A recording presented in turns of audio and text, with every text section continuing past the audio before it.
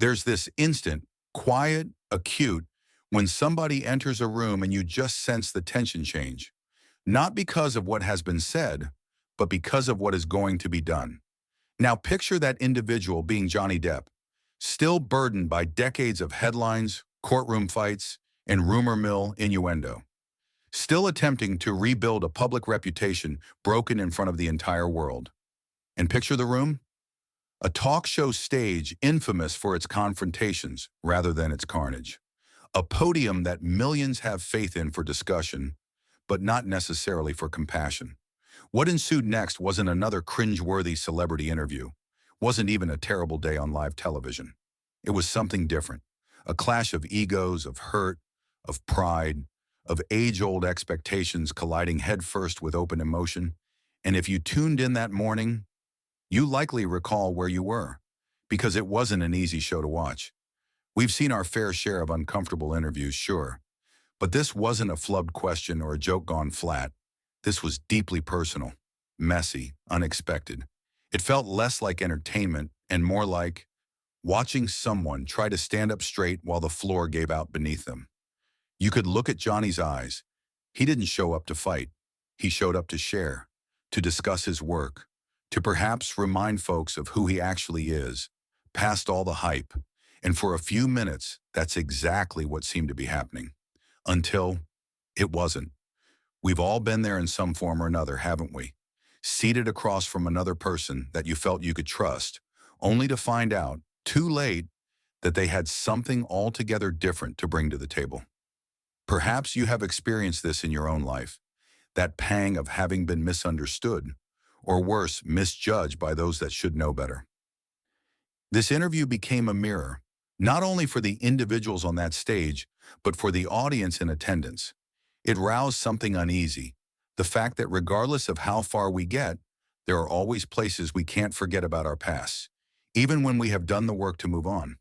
What transpired wasn't solely about Johnny Depp, and it wasn't solely about Whoopi Goldberg. It was about two individuals bringing very different truths into the same space, and the fireworks that ensued when neither was willing to concede. But under all the theater, the yelling, the headlines, there was something more profound. A story that touches on dignity, on regret, on how we employ, or abuse, our voices when the spotlight shines and the world is listening. You may wonder, a mistake, a misperception, or something even more intentional? And you wouldn't be alone. In this video, we're taking a closer examination, not only of what went down, but why it resonated so strongly. What this moment taught us about celebrity, responsibility, and the thin lines we all tread between standing up for ourselves and standing down. Because sometimes the true story isn't in the battle, it's in how folks walk away from it. So let's roll back the tape, let's breathe, and let's step back into that studio, step by step. What occurs when one of Hollywood's most enigmatic stars comes on what should have been a friendly, low-key interview, only to be confronted with a host determined to dismantle his image, live on national TV? What ensues is nothing short of dynamite. A fight so fiery, so raw emotionally, it leaves the studio crowd dumbfounded to silence, and concludes with security having to intervene and remove one of the largest stars in film from the set. This is the jaw-dropping story of Johnny Depp's disastrous appearance on The View, and how Whoopi Goldberg took what was supposed to be a casual, promotional interview and turned it into something that felt shockingly personal. But before we dive into the full story, make sure to hit that subscribe button and drop a comment letting us know what you think really went down behind the scenes. Now let's get into it. That morning was like any other at the View Studios in New York. Johnny Depp had traveled in just to make this appearance.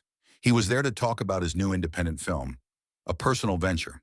This film was not just a role, it was a statement, an opportunity for him to demonstrate to the world that he was ready to return to serious, dramatic acting after all those years of tabloid headlines, court cases, and personal demons. His producers had singled out The View specifically because they wanted a forum where Johnny would feel comfortable opening up, where he could speak frankly about his journey, his love of acting, and his desire for redemption. What they actually got, however, was something entirely different. Whoopi Goldberg, one of the program's longtime co-hosts, had arrived at the studio that morning in what her staff tactfully called a trying mood. As soon as she entered, things were amiss. She yelled at makeup artists, grew short-tempered with production crew over details of the setup, and charged the cameras with tension. Dozens of crew members later described it as the first time they ever saw her like this. Some thought her disposition had to do with a harsh recent review of her latest work, one that made headlines just days before. Others rumor-mongered about behind-the-scenes tension with the network. Whatever the motive, one thing was certain. Whoopi wasn't in the mood for small talk, and she was certainly not in the mood for Johnny Depp. At the same time, Johnny was being, well, Johnny, charming and laid back, as always. He welcomed every person he met, from the security guards at the door to the people in the catering room, by treating them with true kindness and warmth. He spent time with the other co-hosts before the show, cracking jokes, sharing funny behind-the-scenes stories from film sets, and sprinkling in that humble charm fans love him for. Joy Behar later said he was an absolute delight and called him one of the most gracious guests we've ever had. Sarah Haynes spoke of how he flattered her jewelry and even inquired sweet, considerate questions about her children.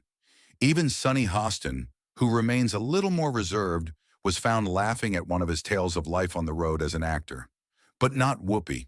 While all the other women appeared to be having a good time getting to know Johnny's personality, Whoopi remained distant, silent, with no smile, observing.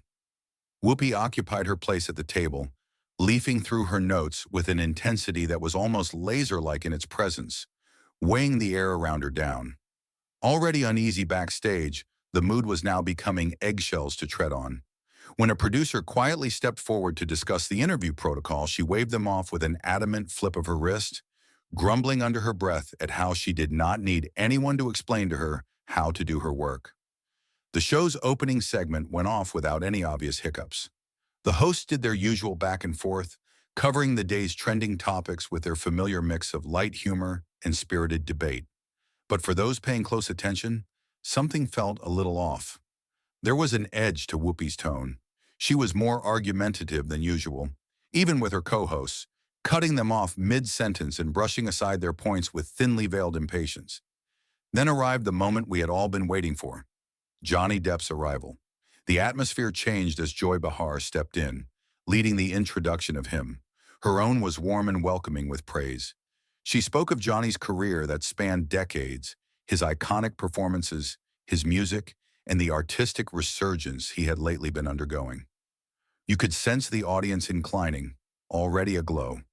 And when Johnny emerged, the studio erupted. He sported that signature relaxed smile, offered a humble wave to the applauding crowd, and walked up to the guest seat with his usual nonplussed cool. In a black blazer over a frayed vintage band tee, his signature rings flashing in the lights, and his hair tied carelessly back. He was the rock star turned actor the public had loved for all those years. He settled into his seat with an easy leg-over-leg stance, appearing relaxed and receptive. "Johnny Depp, everybody," Joy said warmly. "We just want to thank you so much for coming. We're huge fans." Johnny answered with a nod and the raspy, recognizable voice. "The pleasure's all mine. I've always admired what you gals do here. It takes a lot of guts to discuss the rough stuff on a regular basis." Sarah Haynes leaped in with the first question, inquiring about his new movie and why he was attracted to such an unusual project. Johnny's face creased into a smile. You could see right away that this wasn't just another press stop for him.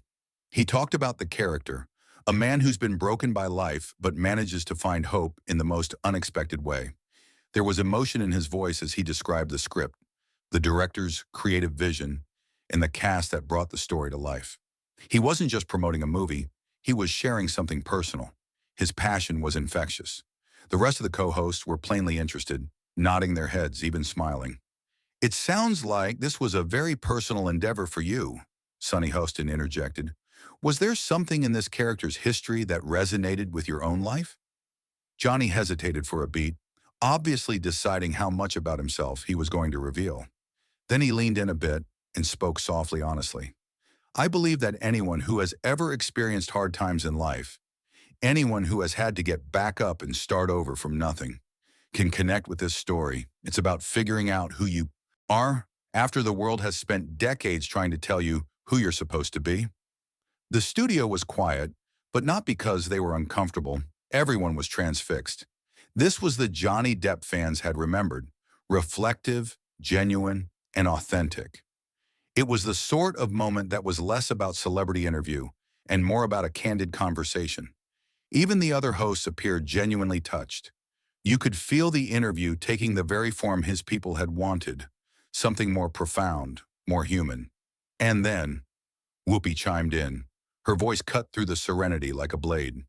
"That's a very convenient story," she snapped. The room adjusted. You could practically sense the temperature falling. "But let's discuss what actually occurred," she went on, staring at Johnny, "throughout your highly publicized legal wars. Do you actually expect us to believe that you're the victim in all this?" The other host stiffened. This wasn't in the plan. This question had not been discussed ahead of time.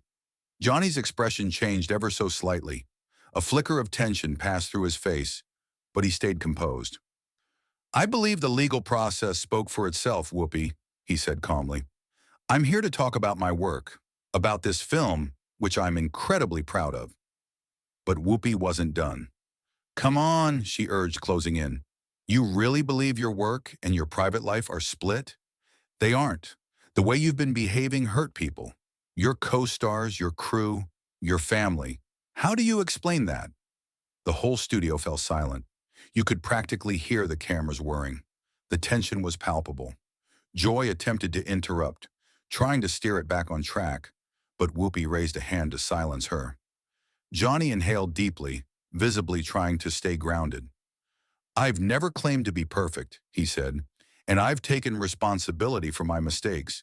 But I won't sit here and be ambushed with accusations that were already addressed in court." "Ambushed?" Whoopi echoed, with a frosty laugh, but without any sense of humor in it. "This is not an ambush. This is accountability, something which apparently you do not find easy to get used to." She wasn't giving an inch.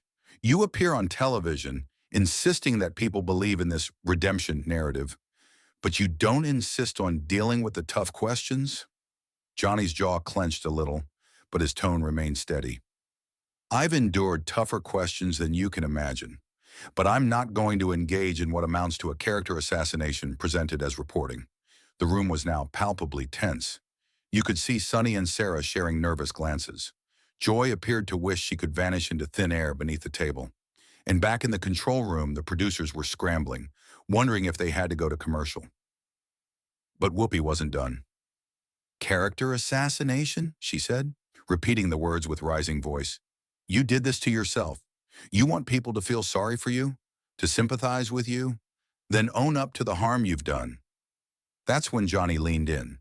That calm demeanor, the cool mask he always sported in front of people, was beginning to crack.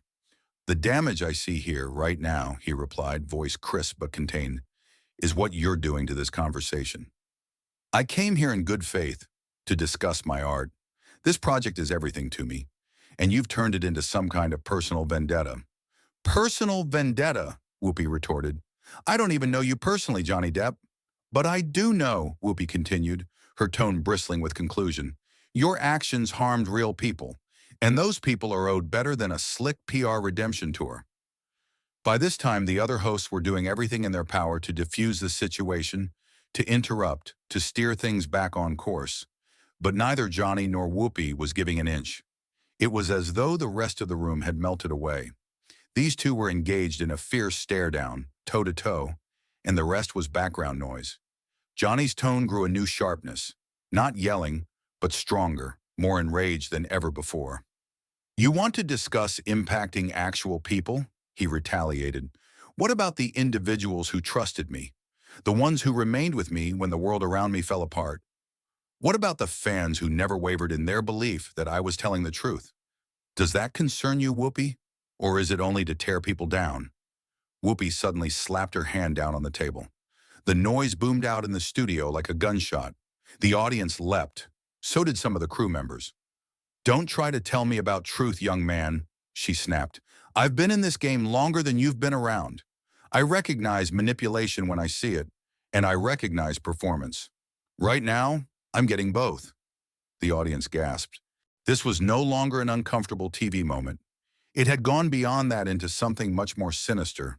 It was aggressive, personal, and everyone sensed it. Johnny got up, slowly, but tension radiated from his body. Every gesture was calculated, as if he was attempting to contain himself from blowing up. I believe we should step back, he said, his tone low and strained. The studio lights above shone bright, creating hard shadows on his face that made his features look sharp and intense. I was here in respect, for this program and for you, Whoopi, but respect goes both ways. Whoopi leaned back in her chair, a grin spreading across her face, and that grin sent shivers down the spines of everyone watching. Oh, now you want to discuss respect? She retorted. That's rich, considering someone who's displayed so little to the people in his own life. Joy Behar, clearly desperate to steer the segment back from disaster, attempted to change course. Perhaps, perhaps we could just discuss the film itself, she said softly, her voice shaking. Johnny, could you tell us about working with the director? But Whoopi wasn't letting it go. She turned to Joy with a glare that could have frozen water. No, Joy. We're going to finish this conversation, she said firmly. I'm tired of celebrities thinking they can come on this show and control the narrative. This isn't some entertainment magazine puff piece. Johnny slowly sat back down, but something had changed. The relaxed, open guest who had walked out earlier was gone. Now he was tense, like a coiled spring. You know what, Whoopi? He said. You're absolutely right about one thing. This isn't a puff piece. This is something much worse. This is a hit job. A hit job? Whoopi laughed, but the laughter sounded harsh and unforgiving. I'm asking you honest questions. Questions any honest journalist would ask.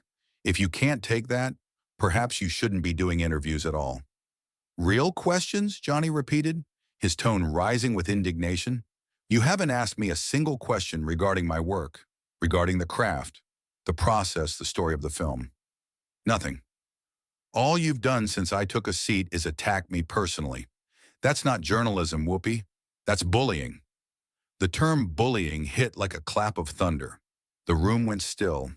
Whoopi's face grew dark, her features hardening with anger. Did you just say I'm a bully?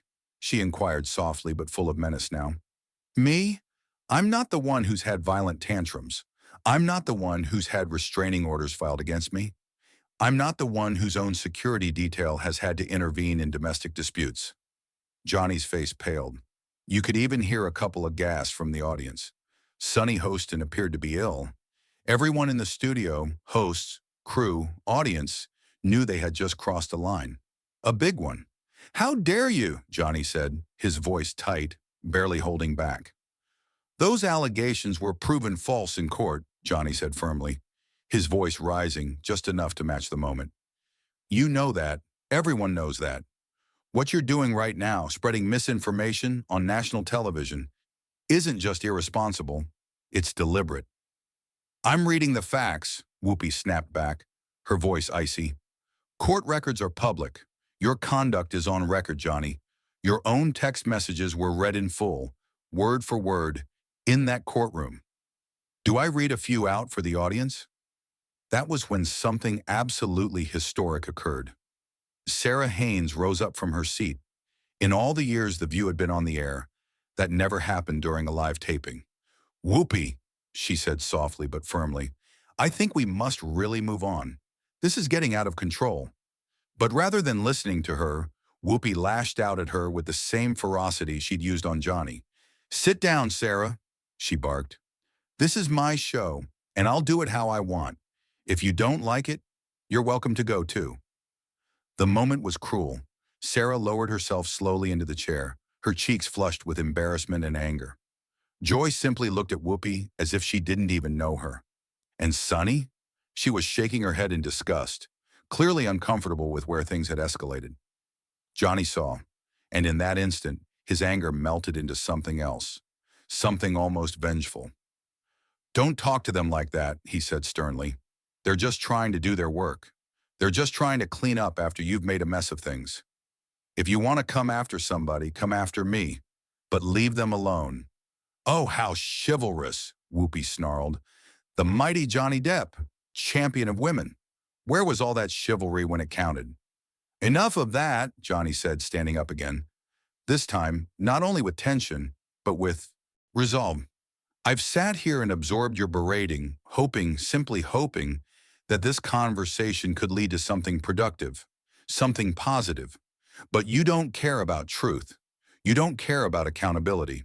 You don't even care about the audience. You care about conflict. You care about destruction. Whoopi rose to her feet now, keeping pace with his intensity. If you can't take the heat, she growled, almost shouting, then leave the kitchen. This is what accountability actually looks like. This is what occurs when your behavior eventually catches up with you. My actions, Johnny's voice cracked now, not from weakness, but from raw, unfiltered frustration. What about your actions right now?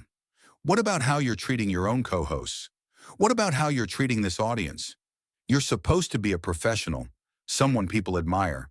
Right now, you're acting like a schoolyard bully with a personal grudge.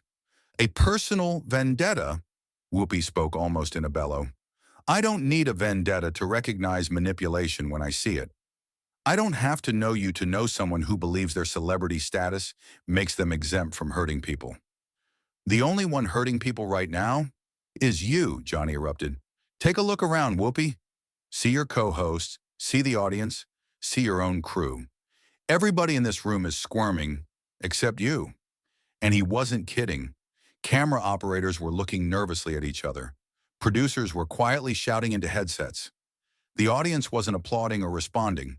They were just sitting there, shell-shocked. Some people in the front row were leaning away from the set, as if attempting to literally move away from the venom that now filled the room. Whoopi finally looked around, and for the first time, it appeared to strike her. She had lost the room, but rather than retreating, she doubled down. And the ferocity of her next words took even her most critical opponents aback. "Excuse me if you think this is about being toxic," she snarled. "Excuse me if you think this is about offending people. Let me tell you something, Johnny Depp. I've been offending people with the truth for 40 years. I've been calling out liars and manipulators for longer than you've been famous. And I'm not going to stop now just because you don't approve." Johnny gazed at Whoopi for a long, silent moment. And when he did speak, his voice wasn't one of anger. It was quiet. But within that quiet lay something infinitely more compelling. Sadness. A deep, authentic sadness that seemed to drop over the room like a thick fog. "You know what the actual tragedy is here, Whoopi?" he said softly. "I used to admire you. I respected your work, your bravery, your capacity to speak truth to power. But this, what you're doing today, this isn't truth, and it's definitely not bravery. This is simply cruelty." The words sting. For the briefest moment, it was as if Whoopi's armor cracked. Her expression shifted, just slightly, revealing something almost vulnerable. But it was gone in an instant, replaced by an even colder resolve. "Don't lecture me about courage," she spat. "Don't sit there and attempt to cast me as the bad guy in your fairy tale. I'm not the one who requires redemption. I'm not the one attempting to restore a tarnished image. I did not ruin my career with my own decisions." "You did that, Johnny." Johnny didn't stir, his tone firm. "No, Whoopi," he said quietly. "You are the one killing your career. Right now, live in front of an audience of millions. And the worst part is, you don't even appear to know it." The resulting silence was thick, painful, even awkward. No one shifted. Even Whoopi appeared taken aback, as if hurt by the honesty of his words more deeply than she anticipated. The other hosts remained seated, their expressions one of shock, dismay, and wordless disapproval. The audience remained silent. There were no gasps, no coughing, only the total silence of everyone holding their breath collectively. Then Whoopi resumed speaking, and her tone was cold as ice. "Get out," she said. Johnny blinked. "I'm sorry, what?" "You heard me. Get out. Get off my show. Security will escort you out if necessary. But you are finished here." This time the crowd gasped aloud. It was a moment unlike anything the show, and daytime television in general, had ever witnessed. Joy sat staring at Whoopi in shock. Sarah and Sunny seemed to wish to crawl into their seats. No one had any words. Everyone realized they were seeing something historic and very uncomfortable. Johnny unsteadily glanced around the studio once more. His eyes roved the crew's faces, the co-hosts, and the aghast audience. And when he next spoke, his voice held a quiet dignity that only added to the dissonance around him. "I will leave," he said, his voice calm, "because I have too much regard for these women and for this audience to allow this to go on any longer." He shifted slightly, speaking to the entire room. "But I want everyone at home to know something clearly. I came here today with an open heart and sincere respect for this show, for what it once represented. What occurred here was not at my hand. This wasn't some predestined confrontation. This was a choice, an intentional choice made by one individual to turn a discussion into a personal attack." And then he looked at the other hosts. His tone softened. "Joy, Sarah, Sunny, I'm sorry you had to see this. You're professionals. You were owed better than what just transpired here." At last, he turned to Whoopi. The entire studio leaned forward. "And Whoopi," he went on, his voice low and full of quiet command, "I hope honestly that someday you will discover whatever peace you seek. Because this," he gestured slowly around the room, "this is not it." And with that, Johnny turned and started walking away. But still as he walked out, Whoopi wasn't done. She couldn't help but get in one more word. "That's right, walk away," Whoopi shouted after him, her voice ringing through the charged, hushed studio. "Just like you always do when things get difficult. Just like you did when you lost your marriage, when your reputation began to disintegrate. Walk away and play the victim once more." Johnny stopped. For a second, it looked like he might turn around and answer her. Everyone in the studio, hosts, crew, audience, held their breath, wondering if this was about to escalate even further. But instead, he took a deep breath and kept walking. No anger, no dramatic exit, just restraint, grace under fire, and that, in its quiet power, only made Whoopi's ongoing attacks seem more desperate and more out of place. "Security!"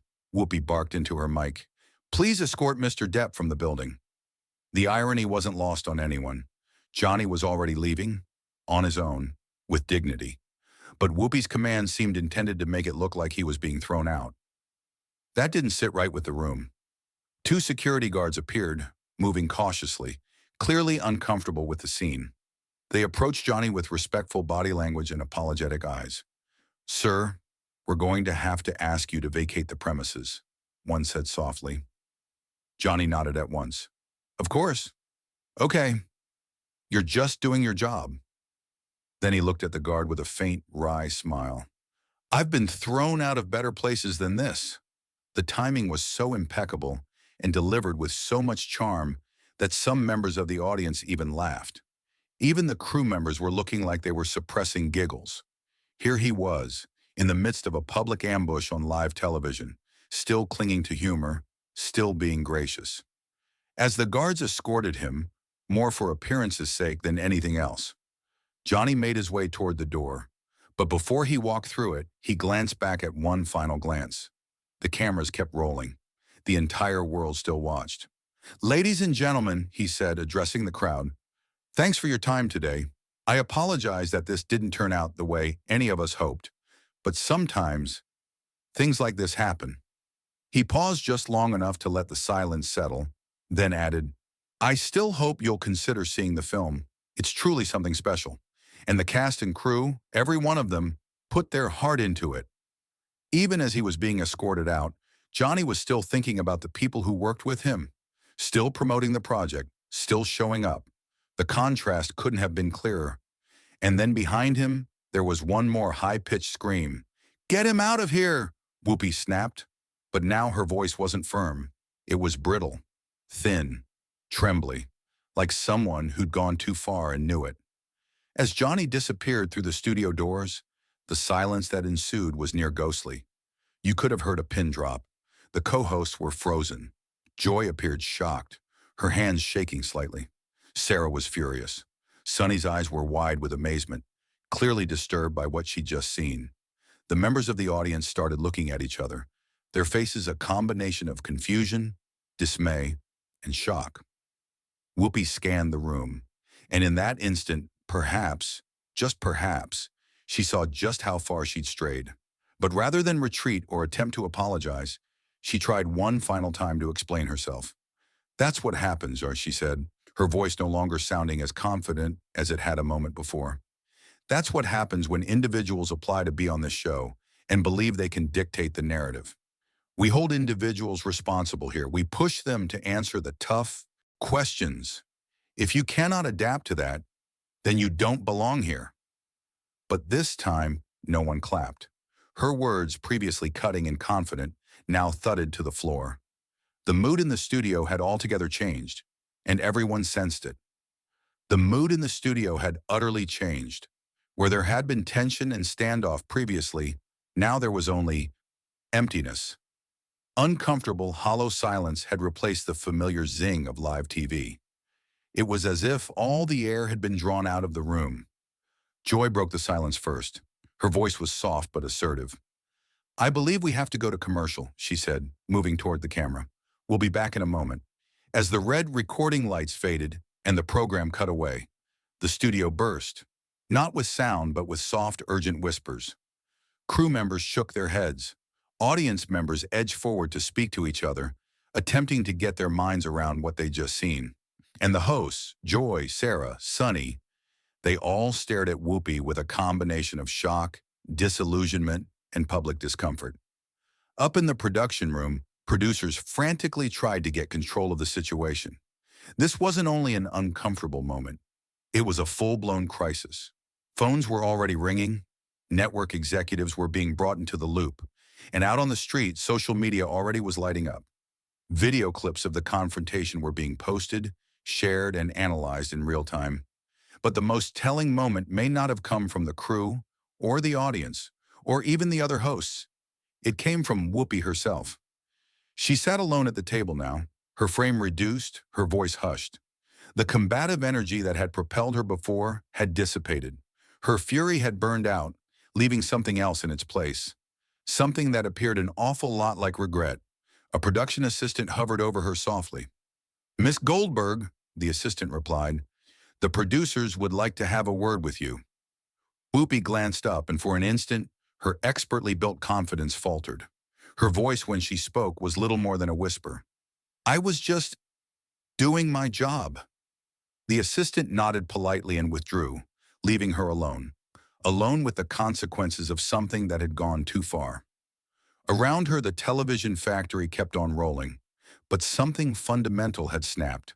The common trust between host and guest, the politeness that allows live talk to happen, the shared respect that infuses interviews with sense. It had all been lost in a few moments of venom that no one, least of all Whoopi, could undo. Down the hall, meanwhile, Johnny Depp was slowly making his way through the studio corridors, accompanied still by 2 security guards. The tension had begun to dissipate somewhat, but the discomfort remained. As they approached the door, one of the guards stopped and addressed him quietly. "Mr. Depp, I just want to say I'm sorry about what happened in there. That wasn't right." Johnny hesitated, gazed at the man, and nodded with genuine gratitude. "Thanks for telling me that," he said. "It means a great deal." The doors swung open, and Johnny stepped out into the New York morning sunlight. Outside, a cluster of fans had assembled, eager for a fleeting glimpse of the actor. They didn't know what had just occurred inside, but when they spotted him, they cheered and applauded. Johnny waved them a quick goodbye and a half smile, just barely strained, before getting into an awaiting black sedan. As the car drove off the curb, he glanced back once at the building behind him, perhaps thinking about how something so ordinary, a promotional interview, had devolved into something so public, so hurtful, so unforgettable. But that tale, it was already in the telling. The fight would be on YouTube in seconds. Clips of it would go viral. There would be headlines. Media experts would dissect it all frame by frame. And though people would disagree, something would be absolutely agreed on. Johnny Depp's grace under fire was remarkable. His tranquility, his respectfulness, his not taking the bait when given hatred. And in that instant, as his car rolled off into Manhattan streets, Johnny Depp had accomplished something not many predicted. He had staged a public ambush as a masterclass in restraint, a demonstration that sometimes the strongest way to answer cruelty is to leave walking high. What do you believe actually drove Whoopi Goldberg's astonishing behavior that day? Was it professional rivalry, personal hostility, something more? Let us hear your reactions in the comments below. And don't forget to subscribe for more moving, behind-the-scenes tales from the world of entertainment, because sometimes the truth really is stranger than fiction.